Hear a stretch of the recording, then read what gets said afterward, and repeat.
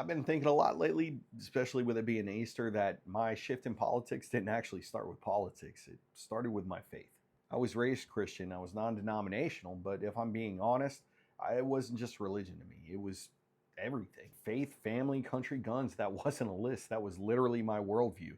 And everything felt aligned and complete. Patriotism and faith weren't separate, they were the same exact thing to me. And I fully believe that. I didn't question it because I didn't think I had to. But that started to change at a crucial point in my life because I was exposed to a completely different belief system, and it was up close and personal to me. She was Mormon and deeply involved with LDS Church, but because I actually valued our relationship, I took it seriously. I didn't dismiss it. I wanted to learn. If it was important to her, then it was important to me.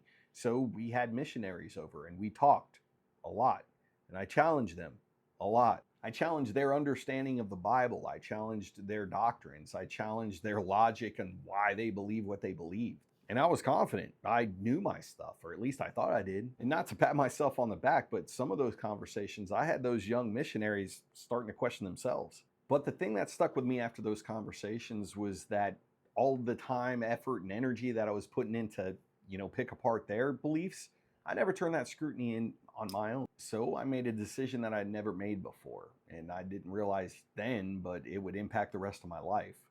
I decided to challenge my own beliefs. After all, if I was going to be critical of someone else's faith, then I better challenge my own. And I didn't go into it lightly. I fully intended to prove that my faith could hold up to that kind of scrutiny. I literally thought if I applied that amount of pressure and that same scrutiny and skepticism towards my own beliefs, that I would prove that it was real. I was confident in that.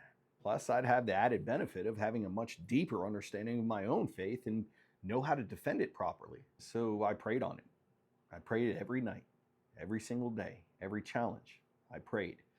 And all the uncertainty and all of the fear that I had, it went away. I had prayed and I asked God to guide me in this journey, to show me truth no matter where it led. I made a commitment to myself to be honest in this journey. And even early on, I wasn't fully. I kept falling back into the Christian apologetics that I was used to. And I was still trying to make everything fit through that lens. I was taking what I was learning about the natural world and I was applying it to what I had already believed. I was subconsciously protecting my beliefs. And realizing that kind of just creeped in because at the same time, I was traveling the world with the Navy.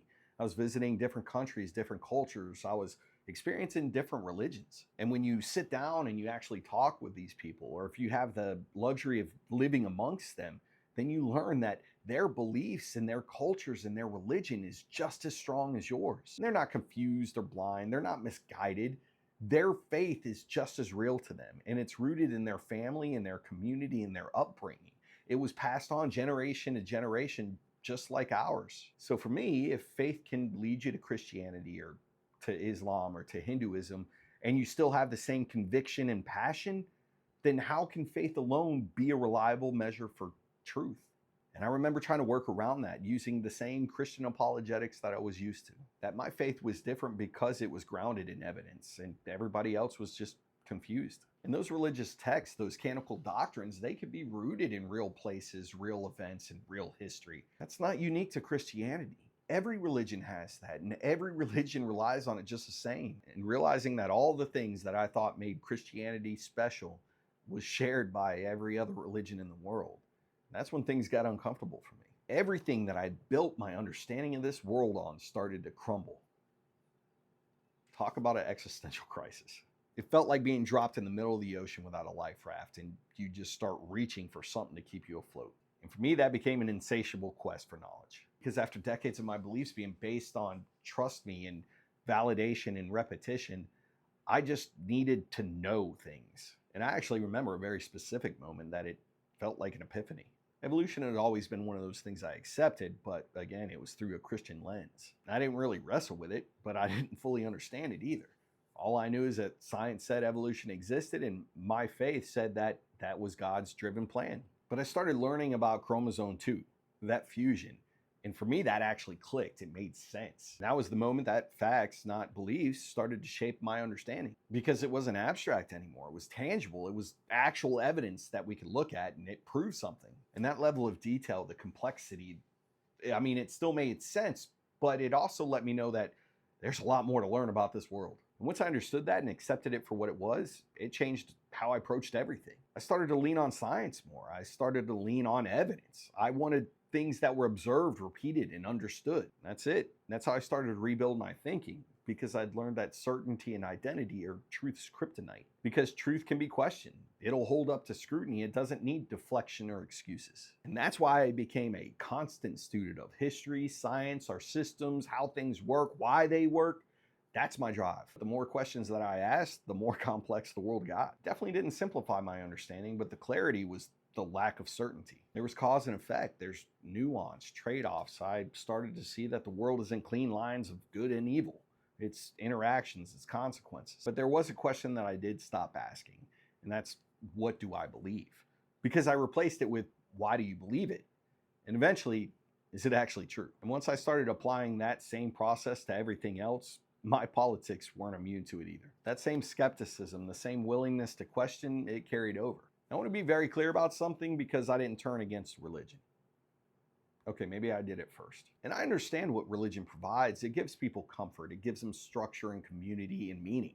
And those things matter. They can lead people to do great things in this world. But I'm pragmatic now, and I've seen, and we've all seen, that religion can be abused and weaponized. And sometimes it can be used to justify harm, whether it's intentional or not. My relationship with religion has changed. I've stepped away, but philosophically, I will defend your right to it every single time. Freedom of religion is important. The ability to believe, to practice, to have faith in something beyond yourself, that matters. That also means we have to protect the line between belief and power, because when something that personal, that powerful is starting to be used to shape laws or control others and limit others' freedoms, that's when I'm going to speak up. This is going to sound corny, and I don't care, because my passion now is protecting the integrity of this country. And not through identity or blind loyalty or even partisan motivations, but principles. And if there is one belief that I still hold on to, it's in the ideals of this nation, of life, liberty, and the pursuit of happiness for everyone. And all of that started the moment that I was willing to question myself in the same degree I questioned others. So I'll leave you with this. Are you challenging your own beliefs, or are you only challenging those who you disagree with? And I've said this before, but there's a fundamental difference between defending your beliefs and protecting them.